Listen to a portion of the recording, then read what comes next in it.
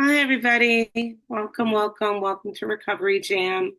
I'm Melissa C. I'm a recovered compulsive overeater. I'm in New York and really grateful to be here with everybody tonight. Yeah, so you know, I was thinking like what topic I could really talk about today, and just what's really been, I guess, really heavy, like big on my heart after just an incredible weekend is fellowship. And I think it's such an important topic and often seems as like it's sort of like the not as important, like the fluffy, non essential components of real recovery. And yet it's all over the book. So, the title of this talk is Creating the Fellowship You Crave. I always like to start off with a quick qualification, like a quick telling of my story. And I think, one of the most important components of my story wasn't just the morbid obesity, although that was big, right? And it wasn't just the way that I ate, right? And clearly that was pretty important, right? That's why I'm at Overeaters Anonymous. That's why I am a member. And but it wasn't just my weight and it wasn't just my eating. It was me inside. It was my internal self. It was um that I would be in a room surrounded by people who loved me and I would feel cut off and lonely. That I could feel like I always, when I share my pictures, there's a few pictures that I really feel the heaviness of the isolation. And one, there's a photo that I have of my, I'm, I'm heavy at the time, and my daughter, who's about maybe 4 in the picture, she's like cuddled up next to me, and my husband has his head like leaning on my shoulder, and you could see how painful that was for me. Like I was like, and I loved them, and yet the and I thought it was like just my body, like the size of my body, having anybody kind of brush up against me, I would just feel like the the boundaries of my own self, and I didn't like it. I just didn't like the way that I felt. But I also have another photo of me with my sister and my sister-in-law, and they love me. And in that picture, I also, it's like I'm so uncomfortable, um, and I have a big drink in my hand, and and I know that there was food in my pockets that day. Like I know, and I felt like that wall separating me. And here I am. I mean, I grew up in a family of people who loved me very much. I grew up with a lot of love, and I had my own family of people who loved me. I had lots of friends. I did. I was always a pretty social person, but there was a part of me that was always cut off and lonely, even in a crowded room. There was like a piece of me I kept to myself, and it made me feel very lonely. And, creating the fellowship you crave, it sounds like a light and fluffy topic. And when you're gonna, where you're gonna get all that touchy feely, and we're gonna join hands and kumbaya and all that stuff, and maybe you're thinking like, okay, Melissa, you're going to tell me about friends and fellowship. Like, really, is that so important? Is it really that important? And and actually, yes, it actually is. Yes, that's the truth. It actually is. And so, what is fellowship? Because the book talks about it. So I think it's good that we define it. And I always like to have a foundation, like a clear starting point with a clear definition, and that kind of helps me. And so here's the basic elements to a fellowship. They're common beliefs, common work, a common faith, a common need, a common struggle, other areas in common, like including a common purpose, a common conviction, a common set of principles, a common hope, and a common mission. So we have like all these characteristics that are common to us that we share. And in order to be productive in a fellowship, believers are supposed to share in the responsibility of helping others who may lack the essentials in life. That's what it means to be in a fellowship. So, what are our common beliefs? If that's something we have in common, well, I think our common belief is that we have a physical allergy and a mental twist, and even more, that we believe that a power greater than ourselves can and has, right, and many of us restored us to sanity. And in the chapter to wives on page 105, it says, we seldom had friends at our homes, never knowing how or when the man of the house would appear. We could make few social engagements. We came to live almost alone. So, yeah, and the disease, we're cut off from others, as well as, for me, I was cut off from God. I was cut off from other people, and I was cut off from God. And, the disease lives and thrives in isolation. We eat alone. I ate alone. I binged alone. Some of us who purged, we purged alone. We're not like other people where we're social drinkers and social eaters. In fact, we might be for moments, but really eating is probably one of the most antisocial activities that I would do, because I would eat and then I couldn't even hear the conversation around me. I have failed to show up for happy occasions. And, I even missed a dear friend's funeral because I was so ashamed about my eating, and my weight gain. So food was it was antisocial. In Bill's story, page 15, it says, we commenced to make many fast friends, and a fellowship has grown up among us, which is a wonderful thing to be a part of. The joy of living we really have, even under pressure and difficulty.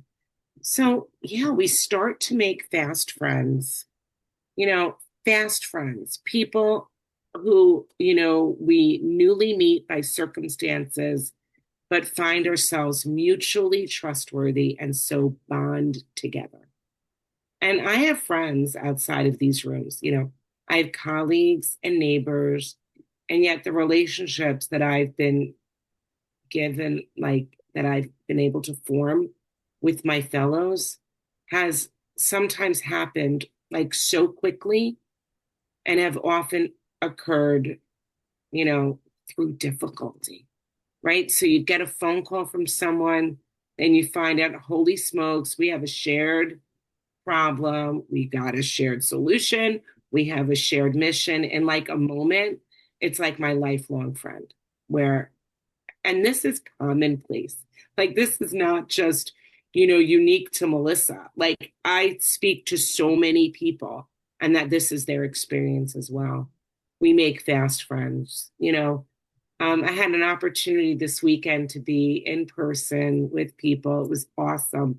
And one of the highlights that I actually experienced there was, at one point, I looked around the room. I thought, let me kind of go over and see if anybody is sitting alone, right, during lunchtime. Is there anybody off by themselves that I could like welcome and be friendly to? And I looked around the room and there was nobody alone. It was like, nope. Everybody was, and it filled me with such joy. It was like, wow, this is it. Like, people were chatting away. I don't know if they knew them for 5 minutes or for 5 years, but that's what I saw there. So the fellowship, it grows up among us.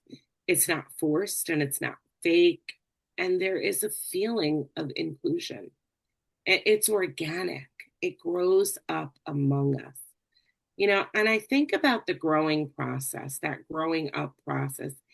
It does take time. Growing up happens, in developmental stages. There are often milestones that we can mark in our maturing.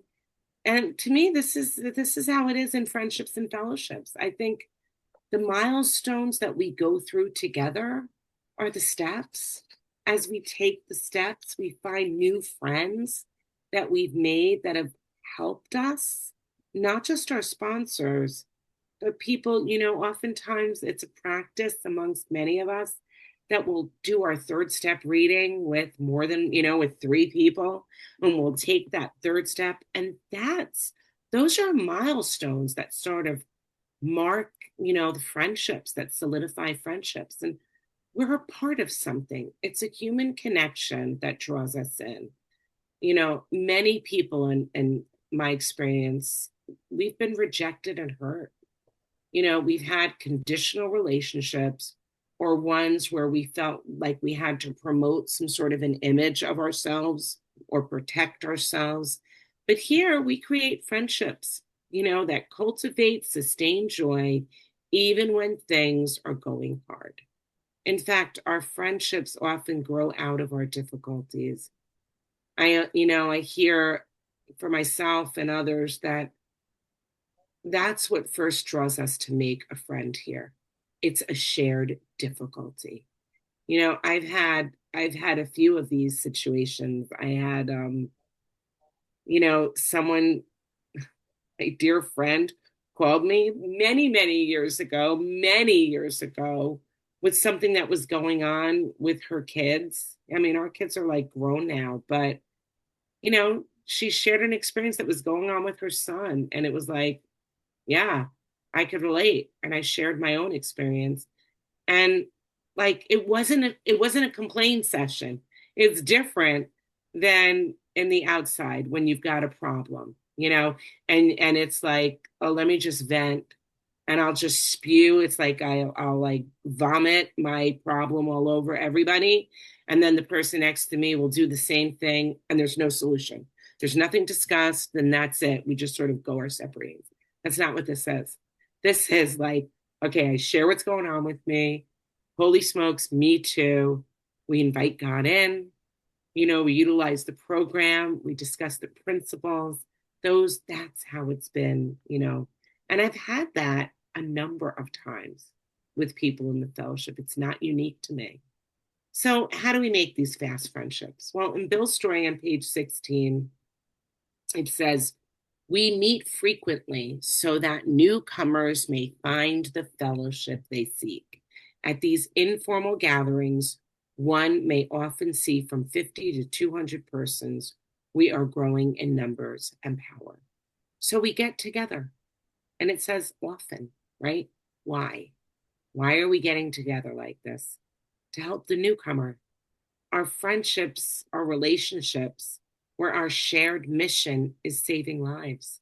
Like, one of the things we like to say is like, to be a part of God's search and rescue mission.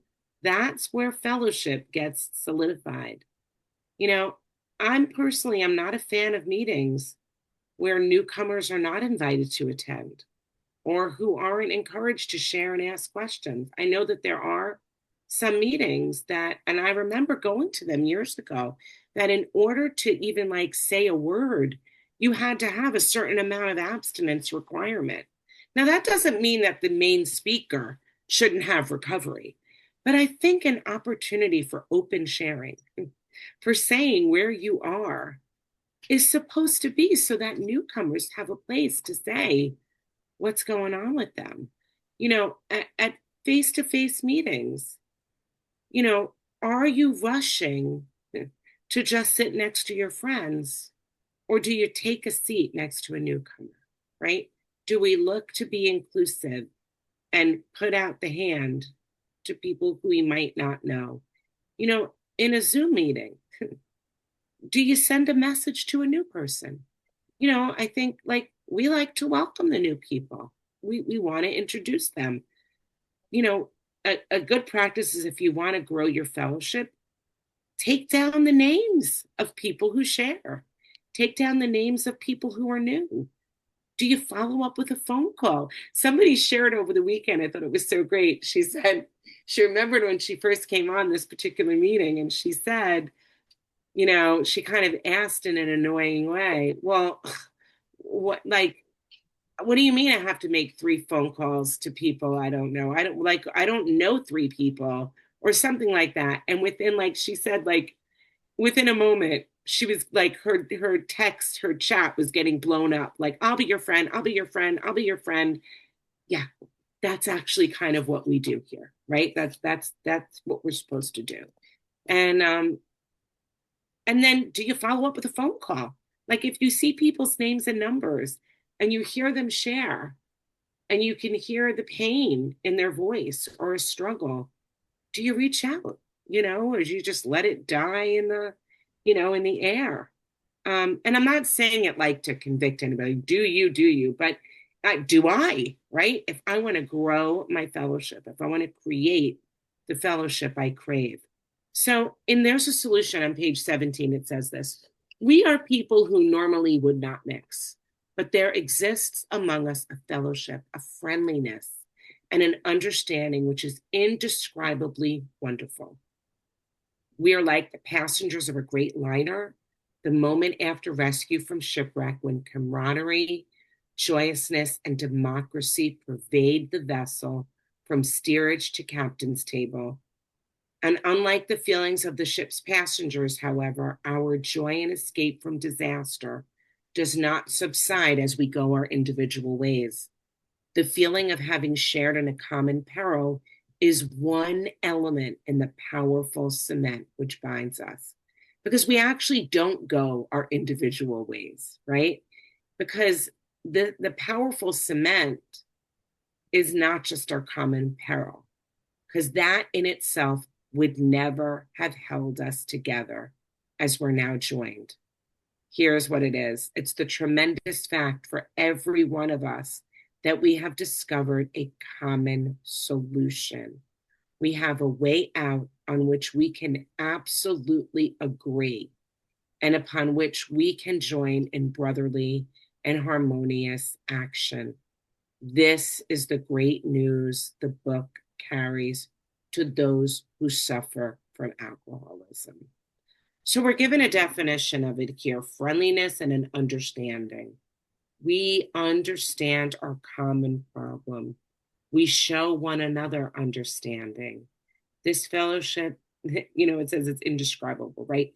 Too wonderful for words. To me, it's like, it sounds very spiritual, right? Even just fellowship sounds spiritual. And we have a camaraderie, which is defined as a spirit of good friendship and loyalty among members of a group. So we're loyal. We don't abandon each other.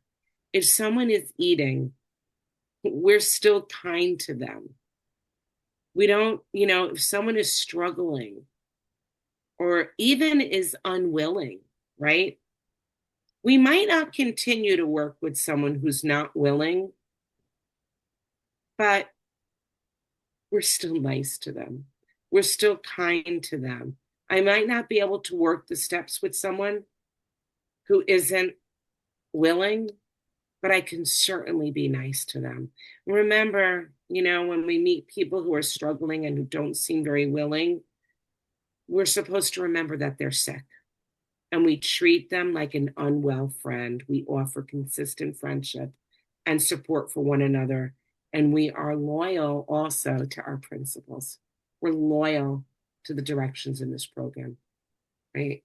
And that paragraph that talks about friendships that come from being rescued together, and that those relationships don't endure once the rescuing is done and the celebration is over, ours continues indefinitely, because to remain rescued, we help in the rescuing of still others.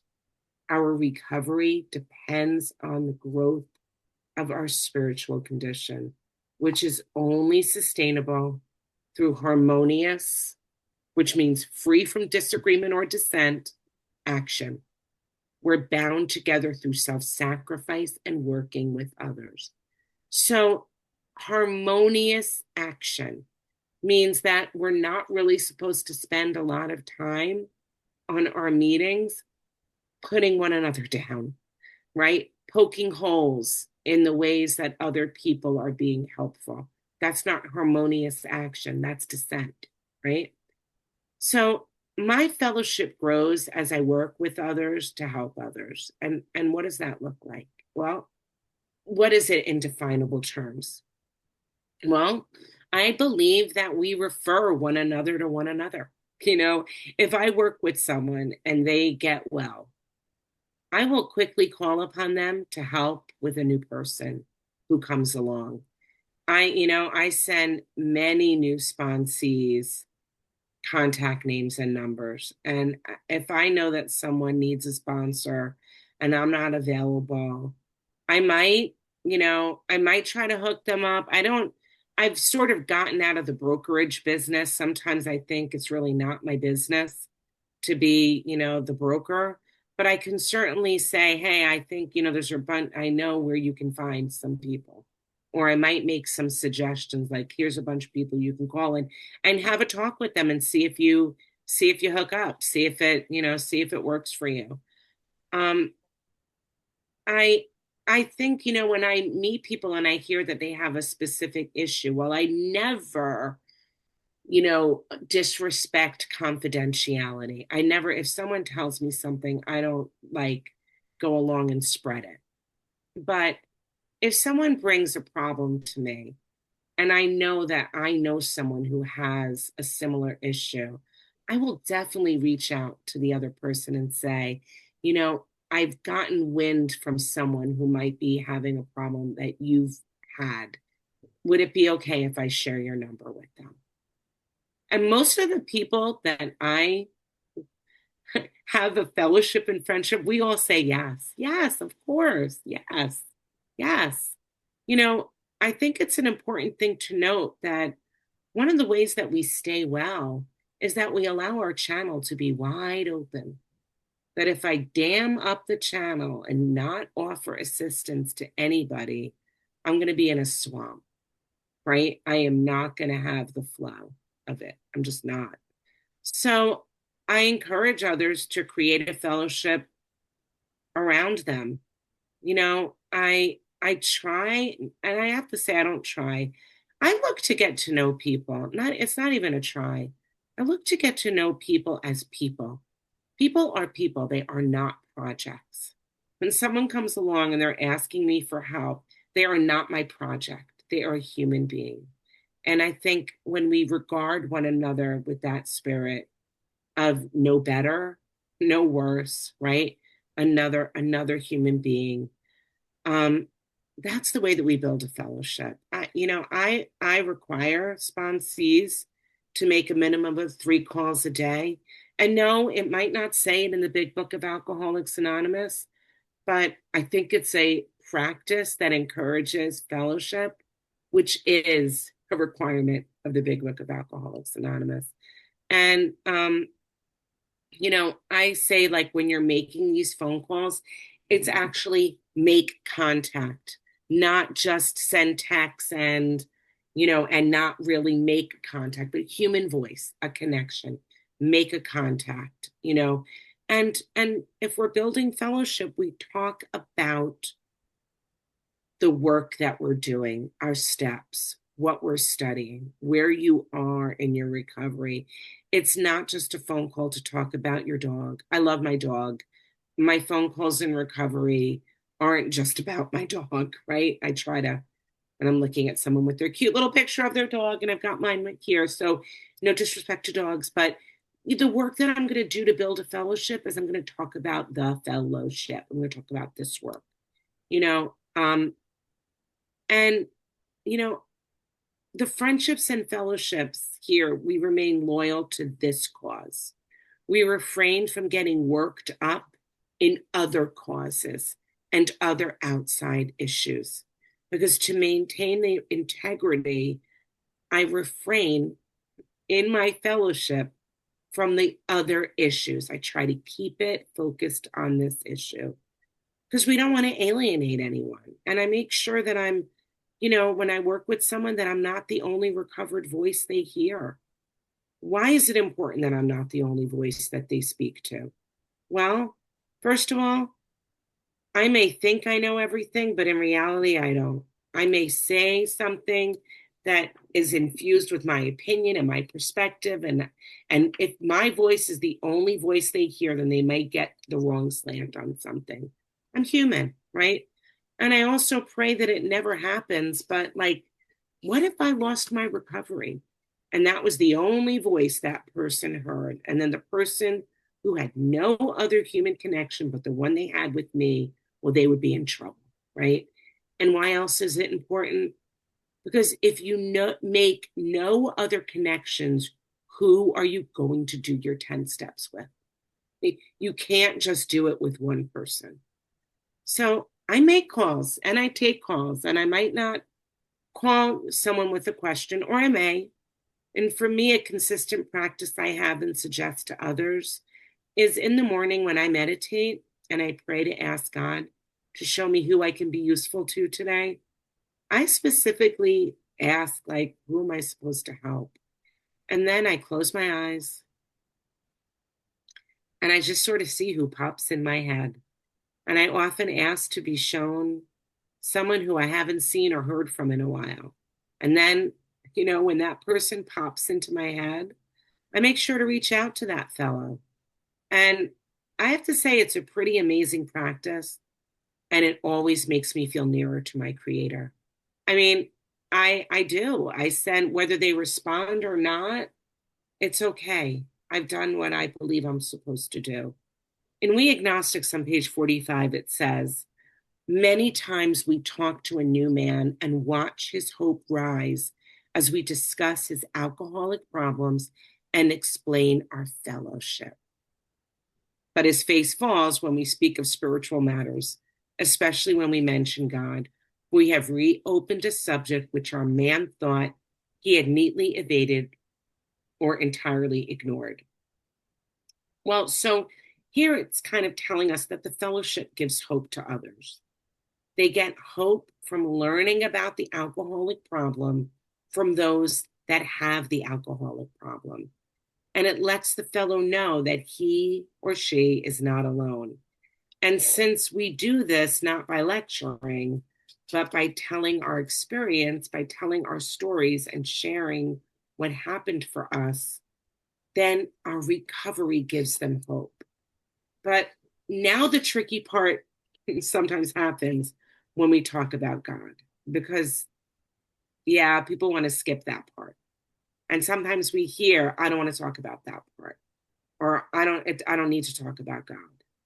But we who have recovered know that there's no such thing as just the spiritual part of the program.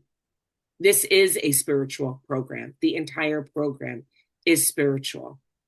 I heard once that Overeaters Anonymous or Alcoholics Anonymous without the spiritual component is like a life jacket without the stuff inside that keeps you afloat. Like, the spiritual component, God, is the thing that's going to save you.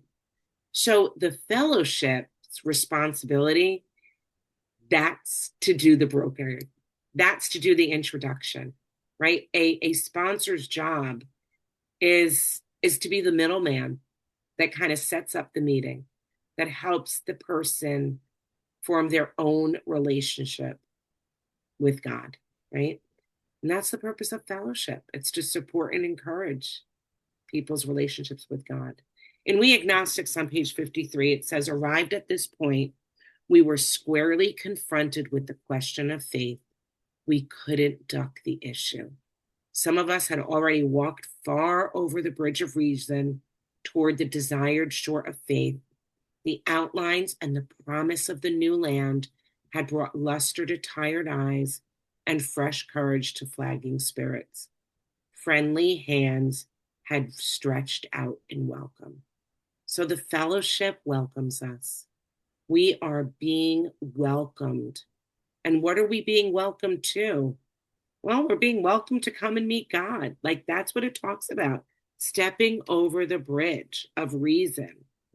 And I think that's so beautiful. Like, that's the purpose of fellowship. Page 55, we finally saw that faith in some kind of God was a part of our makeup, just as much as the feeling we have for a friend. So God and friendship, they say, are part of our makeup. Fellowship, community, it's natural. It is the way God created us as human beings. We are social animals, right? Human beings must have social connection. If a child does not receive social interaction, they do not develop normally. It stunts our development. You know, we're not we're not snakes. We're not spiders. We're humans. We're not designed to live lives of solitude and alienation. Connection is essential. And we find God through friendships and fellowship. We do God's work with others. Working with others on page 89. It says life will take on new meaning. To watch people recover, to see them help others, to watch loneliness vanish, to see a fellowship grow up about you, to have a host of friends. This is an experience you must not miss. We know you will not want to miss it. Frequent contact with newcomers and with each other is the bright spot of our lives. So we're told that we must, it's a must. We must not miss making friends and creating fellowship. That's a direction, right? You need to put yourself in a place where you get to witness people recovered and you get to witness them help others. Fellowship is the bright spot.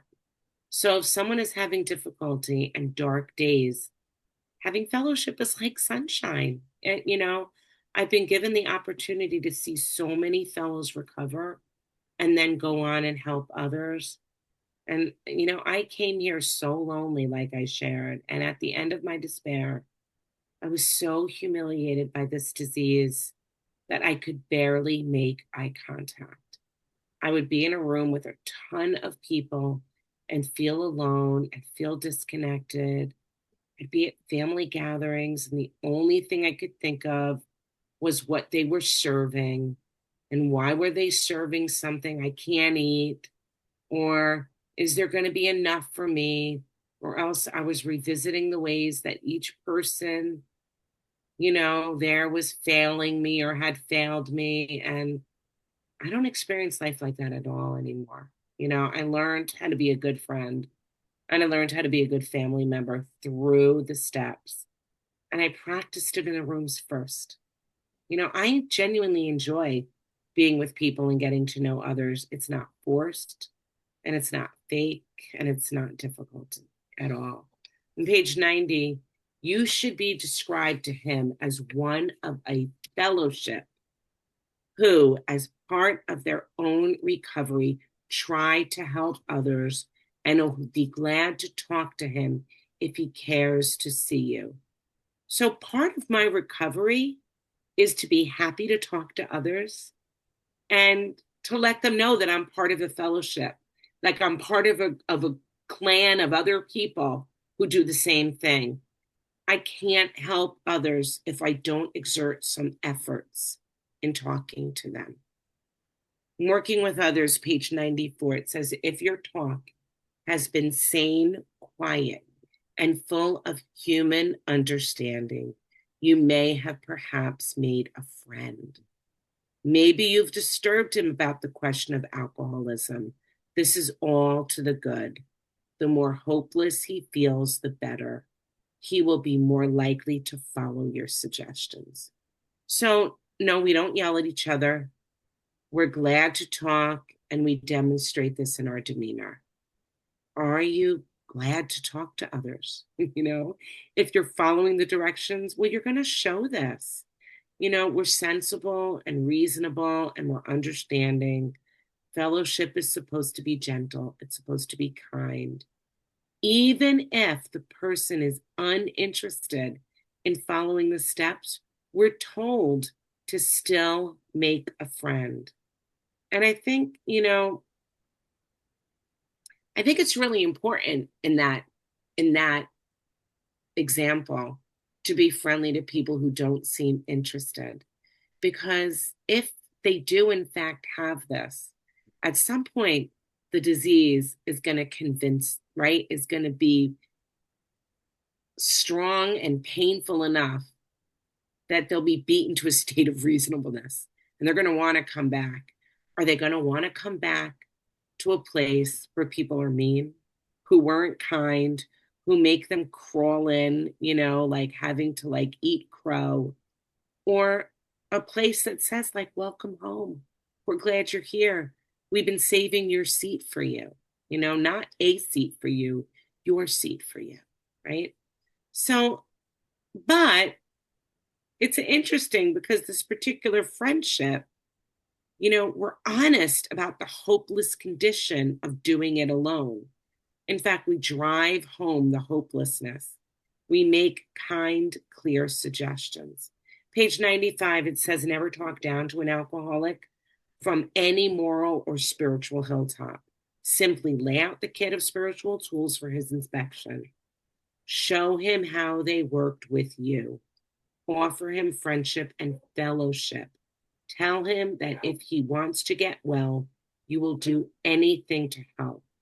If he's not interested in your solution, if he expects you to act only as a banker for his financial difficulties or a nurse for his sprees, you may have to drop him until he changes his mind.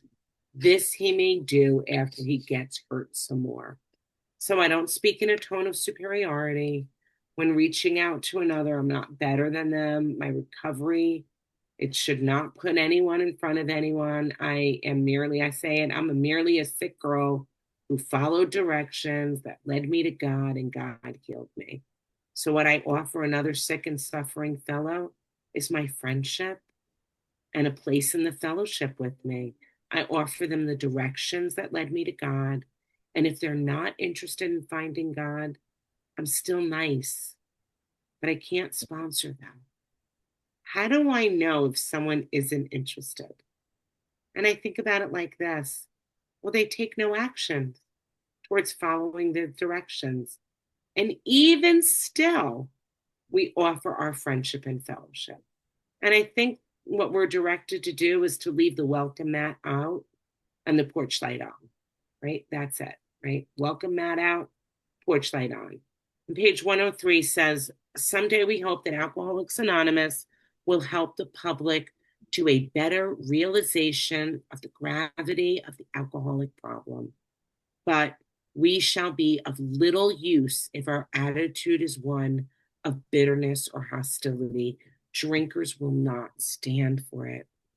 So fellowship is not the byproduct of hostility and bitterness. We don't bully the sick into getting well. I'm blessed to have been, for me, I'm an elementary school teacher by trade. I'm 28 years. And unfortunately, I have seen teachers that are bitter and hostile. And it does not do what they think it's going to do for the student. It does not get the student to learn any better. It actually does the opposite. Because when people are frightened, the truth is, brain studies show when people are frightened, the part of the brain responsible for rational thinking cease to dominate. It actually says that when people feel a threat, the part of the brain that's responsible, for risk assessments and action actually cease to function. In other words, logical thinking is replaced by overwhelming emotions, looking for short-term solutions and sudden reactions. So I think when people are frightened, of course, they run back to the food because that's their well-practiced reaction. It's kind of like they say, that fight or flight thing. If a tiger is chasing you through the jungle, you're not going to suddenly decide, let me explore some new paths to get out of the jungle by. You're going to go right back to the way that you've known, right? And I think about it like that with the food. It is never a good practice to frighten people, to give them to drop the hammer, to do it in a mean way. Nobody learns when they're afraid, and so the fellowship should be warm. It should be encouraging. You can be clear and direct without inciting fear or being cruel. In fact, you can set boundaries with people and be very kind while you're doing it. And I think if you're not sure, am I being kind or am I being like too soft? You're really not sure which it is. My suggestion is err on the side of love.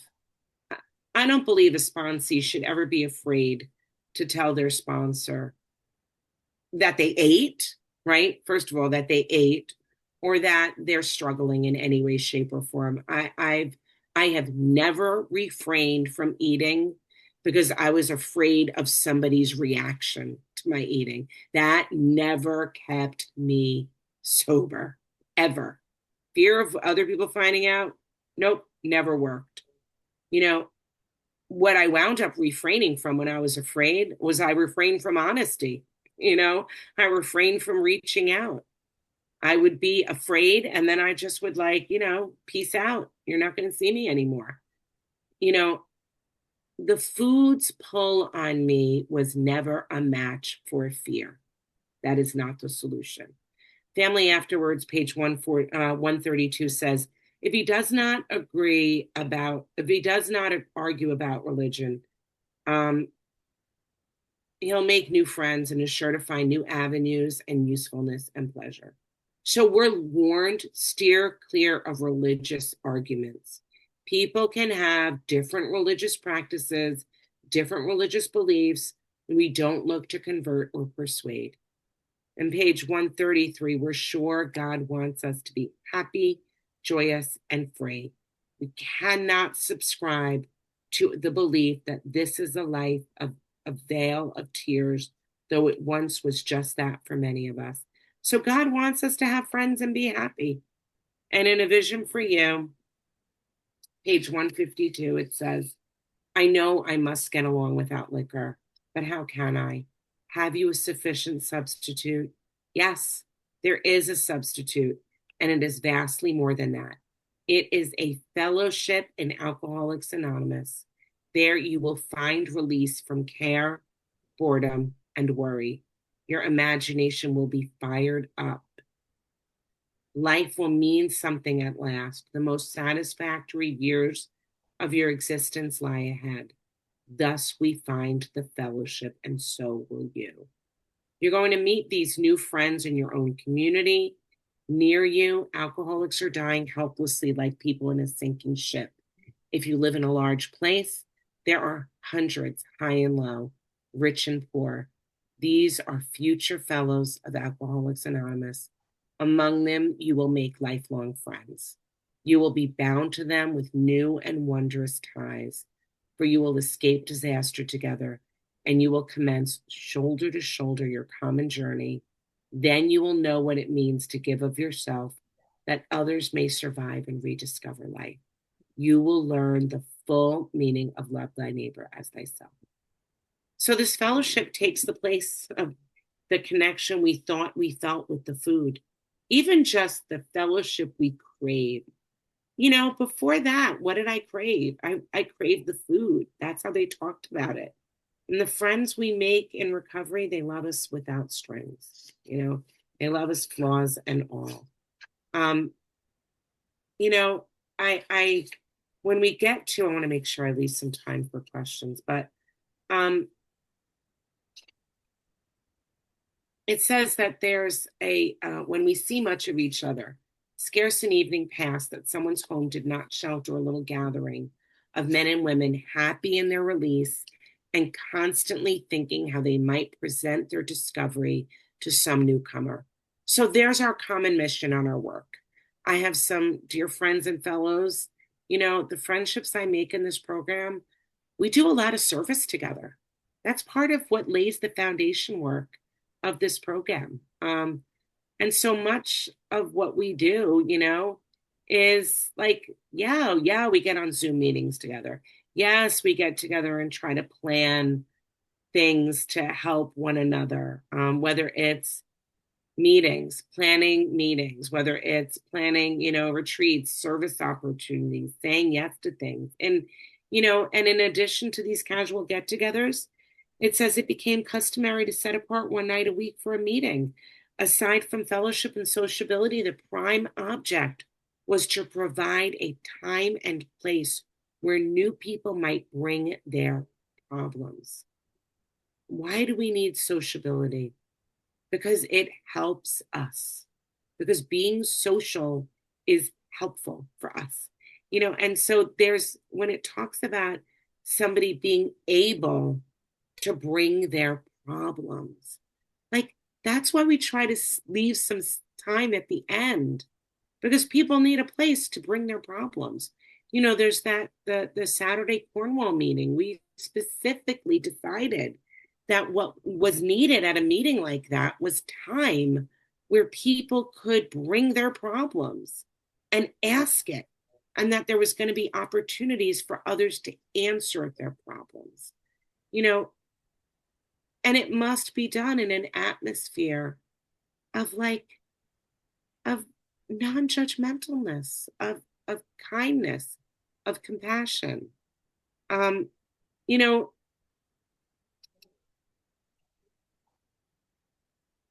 Still you may say, I will not have the benefit of contact with you who write this book. We cannot be sure. This isn't a chapter and a vision for you. God will determine that. So you must remember that your real reliance is always upon Him. He will show you how to create the fellowship we crave.